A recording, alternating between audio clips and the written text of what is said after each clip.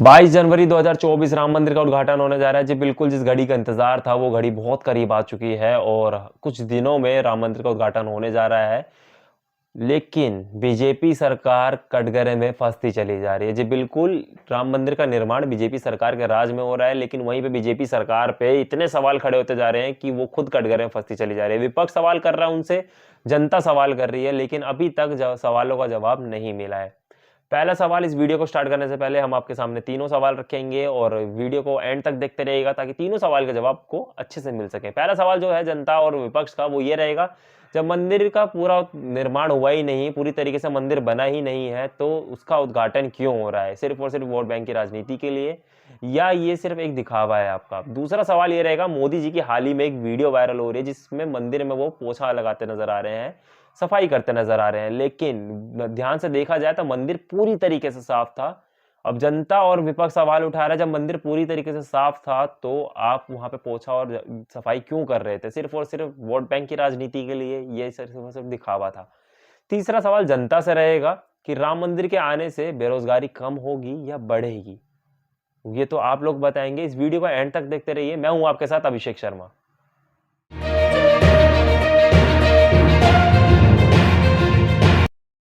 जो 3 सवाल किए गए हैं, इन तीनों सवालों के जवाब आप लोग कमेंट सेक्शन में बताइएगा आपकी क्या राय रहेगी। लेकिन उससे पहले इन तीनों सवाल में से पहला सवाल का जवाब मैं आपको बता देता हूं कि जो विपक्ष उठा रहा है और जो जनता ने उठाया कि राम मंदिर जब पूरी तरीके से बना ही नहीं तो उसका उद्घाटन क्यों? अभी हाल ही में मैंने एक वीडियो बनाई थी जिसमें 4 शंकराचार्यों ने कहा था कि हम राम मंदिर के उद्घाटन में नहीं जाएंगे क्योंकि पूरी तरीके से ये धर्म के खिलाफ है। जब राम मंदिर पूरी तरीके से बना ही नहीं है तो उसका उद्घाटन क्यों किया जा रहा है?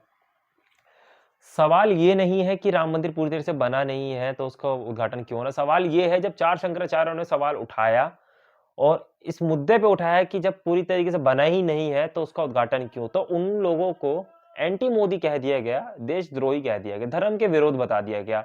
अभी मुक्तेश्वर ने, ये जो स्क्रीन पे आप फुटेज देख रहे हैं, इस फुटेज में कहा था कि जब राम मंदिर पूरी तरह से बना ही नहीं तो उसका उद्घाटन क्यों। इस फुटेज को मैं थोड़ा सा और सुनाऊंगा आपको। इस फुटेज में उन्होंने ये भी कहा था कि चंपत राय को अपने पद से हट जाना चाहिए क्योंकि रामानंद जो संप्रदाय है, आप उन्हीं को जब सौंपना चाहते हैं तो आपको सारी चीज, जो भी इस पे विपक्ष के नेता बैठे हैं, जितने भी लोग बैठे हैं अन्य संप्रदाय के, उनको रिजाइन दे देना चाहिए, उनको हट जाना चाहिए।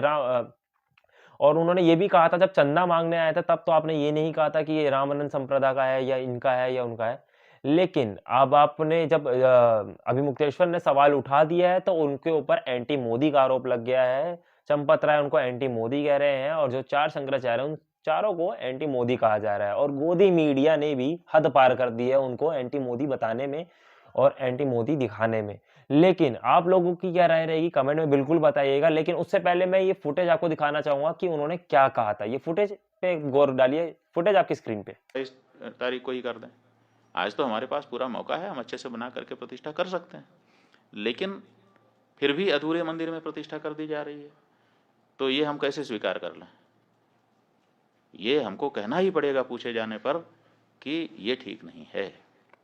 अब यही हम कह रहे हैं तो हमको कहा जा रहा है कि ये लोग तो विरोधी हैं, एंटी मोदी हैं। इसमें एंटी मोदी की क्या बात है? आनंद जो संप्रदाय है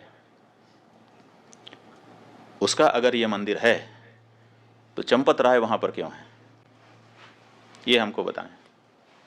फिर वहाँ नृपेंद्र मिश्रा क्यों है, फिर वहाँ पर वो राजा साहब क्यों हैं, फिर वहाँ पर वो चौपाल क्यों है जो भाजपा का पटना का चुनाव लड़ने वाला व्यक्ति है, वहाँ पर और दूसरे लोग क्यों हैं?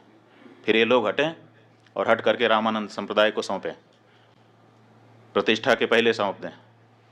रामानंद संप्रदाय के लोग ही वहाँ प्रतिष्ठा करेंगे, हमें मंजूर है। ट्रस्ट में सारे लोग त्यागपत्र दें। रामानंद संप्रदाय के जो साधु महात्मा हैं, रामानंद संप्रदाय के जो आचार्य हैं, उनको ट्रस्ट को जिम्मेदारी सौंपी जाए और वो लोग प्रतिष्ठा करें। हम स्वागत करेंगे चंपत राय जी की इस बात का, हमें कोई दिक्कत नहीं होगी। हमें दिक्कत इस बात की है कि साधु संतों को हटा करके ये कार्यकर्ता लोग वहाँ पर बैठे हैं और साधु संतों में भेद डालने की बात कर रहे हैं। जब चंदा ले रहे थे उस समय क्यों नहीं ये घोषित किया कि ये रामानंद संप्रदाय का मंदिर है, रामानंद संप्रदाय के लोग देते? उस समय तो आपने पूरे देश के सनातन धर्मियों से लिया, उस समय हम लोगों से भी चंदा लिया। जब शंकराचार्य जी का मंदिर नहीं है तो शंकराचार्य से चंदा क्यों स्वीकार किया आपने? देखा किस तरीके से अभी मुक्तेश्वर नंद ने कहा कि जब राम मंदिर पूरी तरीके से बना ही नहीं है तो उसका उद्घाटन क्यों हो रहा है। काफी जनता ने भी ये सवाल उठाया कि इसका उद्घाटन क्यों किया जा रहा है। लेकिन वहीं पे निश्चलानंद सरस्वती ने जब कहा उन्होंने बयान दिया अपना, उन्होंने भी अपने बयान में ये कहा था जब मोदी जी वहां पे प्राण प्रतिष्ठा करेंगे तो वहां पे मैं सिर्फ ताली बजाने के लिए नहीं जाऊंगा, क्योंकि ये विरुद्ध है, या मेरे अनुशासन के खिलाफ है।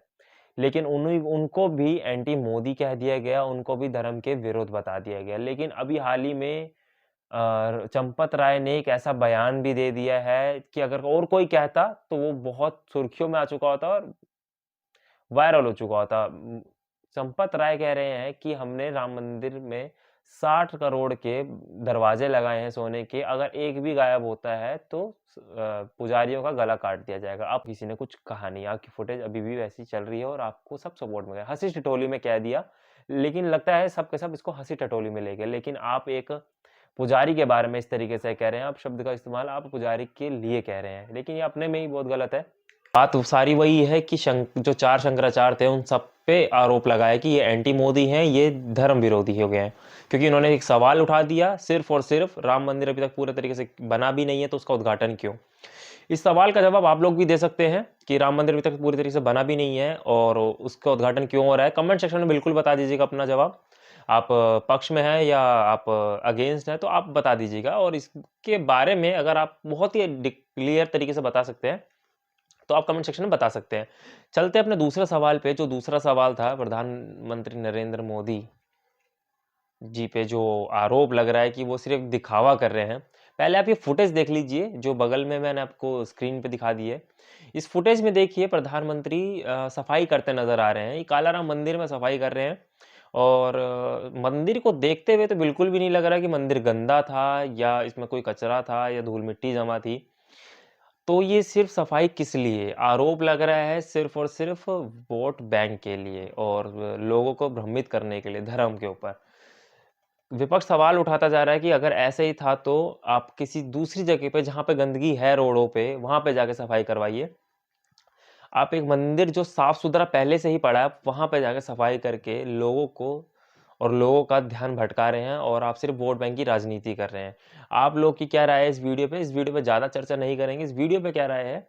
जो मोदी जी सफाई कर रहे हैं, कमेंट सेक्शन में बता दीजिएगा, क्योंकि सफाई करना अच्छी बात है और प्रधानमंत्री नरेंद्र मोदी कर रहे हैं और भी अच्छी बात है, क्योंकि एक नेता होके, मंत्री होके आप सफाई पे इतना ध्यान देते हैं तो उम्मीद करते हैं आप बाकी रोडों को भी देखेंगे जितनी गंदगी पड़ी हुई है। आप बाकी क्षेत्र को भी देखते होंगे जितनी गंदगी पड़ी हुई है, बाकी चीज़ों को भी देखते होंगे जहाँ-जहाँ कूड़ा कचरा पड़ा होता होगा। और अगर मैं बात करूँगा अगले सवाल की, तो आखिरी सवाल आप लोगों से है कि राम मंदिर के आने से बेरोज़गारी खत्म होगी? जो बच्चे बेरोज़गार घूम रहे हैं, बेरोज़गार जो शब्द है वो ख़त्म होगा राम मंदिर आने से?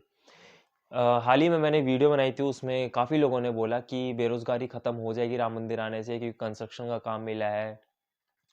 बाहर होटल्स खुलेंगे, वहाँ पे काम मिलेगा और वहाँ पे आप फूलों की रेहड़ी लगा सकते हैं, आप प्रसाद की रेहड़ी लगा सकते हैं, आप ये छोटे-मोटे आइटम का सामान सप्लाई कर सकते हैं।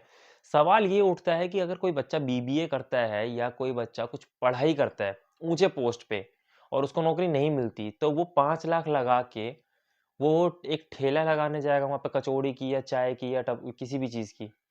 सवाल यही उठता है कि उस बच्चे को नौकरी अभी तक क्यों नहीं मिल रही है? अगर राम मंदिर आ गया है तो क्या पता उस बच्चे को जिसने 5 लाख लगा के पढ़ा है, उसके अंदर इतनी क्षमता होगी कि उसने 5 लाख लगा के पढ़ लिए, लेकिन उसको अब नौकरी नहीं मिल रही है। वो किस रीज़न से नहीं मिल रही है, ये तो आप लोग कमेंट सेक्शन में बताइए, क्योंकि मुझे तो पता है वो किस रीज़न से नहीं मिल रही है और मैं आप लोगों की पहले राय जानूँगा, उसके बाद मैं नेक्स्ट वीडियो में बताऊँगा कि वो रीज़न क्या था।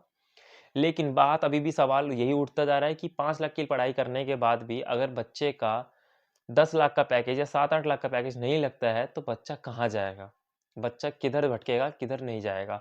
और जैसे अगर बाकी लोगों से बात हुई है, तो बाकी लोग जो सपोर्ट में हैं, वो कह रहे हैं राम मंदिर आने से वहाँ पे आप चाय की रेहड़ी लगा सकते हैं, चाय की टपरी लगा सकते हैं, फूलों की रेहड़ी लगा सकते हैं, फूल का स्टॉल लगा सकते हैं। इन सब चीज़ों की तमाम दुकानें आप कर सकते हैं। लेकिन पढ़ लिख के आपको दुकान चलानी है फूलों की या आपको चाय की टपरी खोलनी है, ये फैसला आपके हाथ में है। सरकार को भी इस पे सोचना चाहिए। और मैं इस वीडियो से इजाज़त चाहूँगा और इस वीडियो को लेके आपकी क्या राय है कमेंट सेक्शन में बिल्कुल बताइएगा और सब्सक्राइब करना ना भूलिएगा द न्यूज़ सोर्स क्योंकि खबरों की सच्चाई आप तक सच्चाई सारी दिखाएँगे, झूठी कुछ भी नहीं दिखाएँगे। अपनी तरफ से कोई कहानी नहीं बनाएँगे, सब फैक्ट्स के आधार पे बात करेंगे और राम मंदिर के उद्घाटन को लेके खुशी उतनी ही हमको भी है, लेकिन पक्ष और विपक्ष दोनों सुनना अनिवार्य है। अगर विपक्ष सवाल उठा रहा है, जनता सवाल उठा रही है, तो सत्ता में जो बैठा है वो उन तक सवाल पहुँचाना हमारी ज़िम्मेवारी है। तब तक के लिए आप देखते रहिए टीएनएस न्यूज़। मैं हूँ आपके साथ अभिषेक शर्मा। जय हिंद।